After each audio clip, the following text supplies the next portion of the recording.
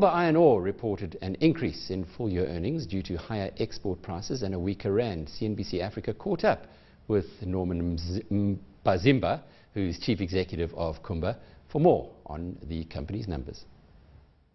We expect the iron ore prices to be softer in the second half of the year because of the extra production that will come from Australia and some from Brazil, as well as the slowing down in the economy of China, therefore slowing demand down a little bit.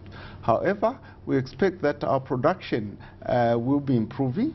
We'll go from the 31 million at Sishen this year to 35 million, and that should help to boost our results for 2014. Okay.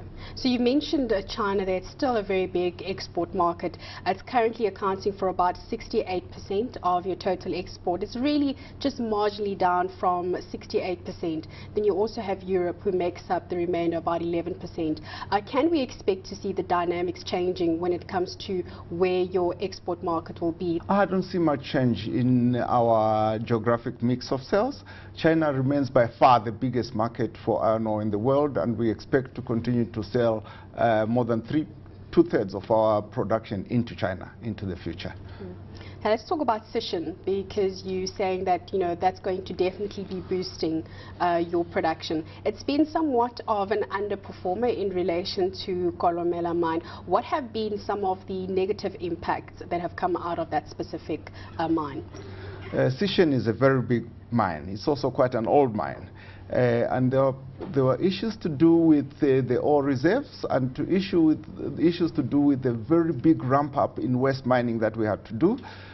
We looked at this greatly throughout last year. We did all the studies and the technical things that we needed to do, and we have a plan on how Sishen will be fixed. We've seen some good results in Q4 from that plan, and we're hoping that we will take this into 2014 and produce some 35 million tons of ore in 2014 at Sishen. You're speaking about a plan there, and does one of it entail the securing of the mining rights over Transnet Rail at the moment? I'm very pleased to advise you that this morning we received confirmation from the DMR that the mining rights over the Transnet Railway have been granted.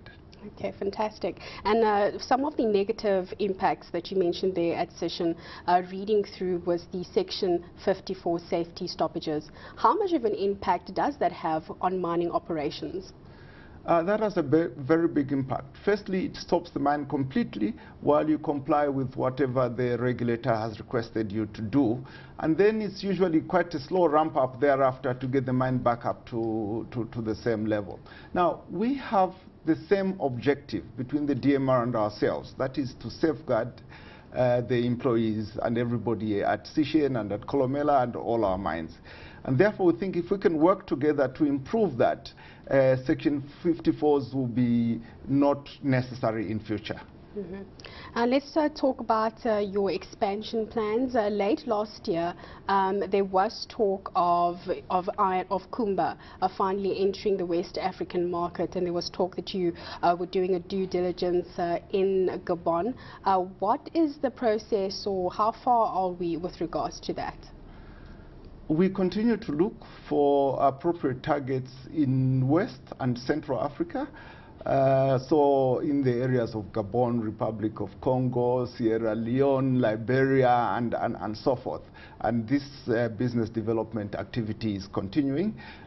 We have some exploration projects that we're doing in Liberia and Gabon as we speak. So how much money would be going towards that? Oh, these are small exploration projects of the order of $7 or $10 million that we're doing.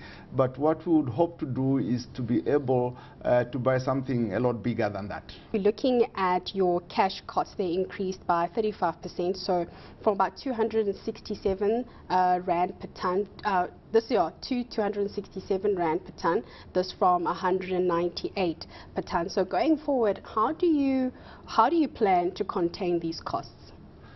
The first thing is to realize that because of the increased waste mining at Sishen, our costs tend to increase.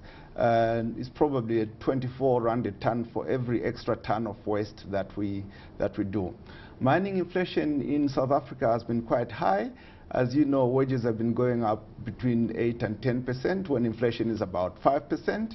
and diesel, which is a major input for us, has also been going up quite steeply.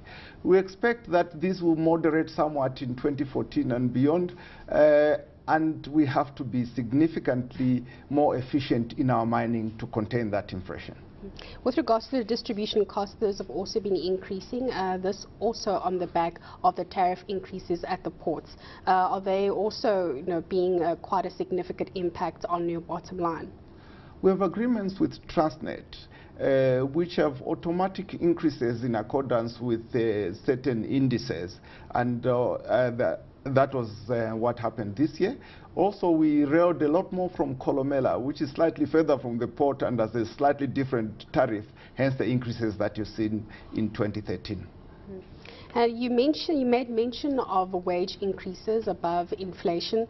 We just had the mining indaba. A lot of focus was around the labor issues. 2012, 2013 was a very challenging year when it comes to labor relations. 2014 will be kicking off the next round of wage negotiations. How are you planning on handling that?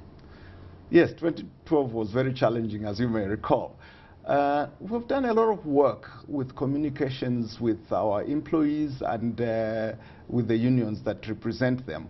And we think that we are well placed to have a good negotiation this year. We think it will be tough, as usual, because they're looking for some good increases in their pay, but I think it will be fair and we'll go through it.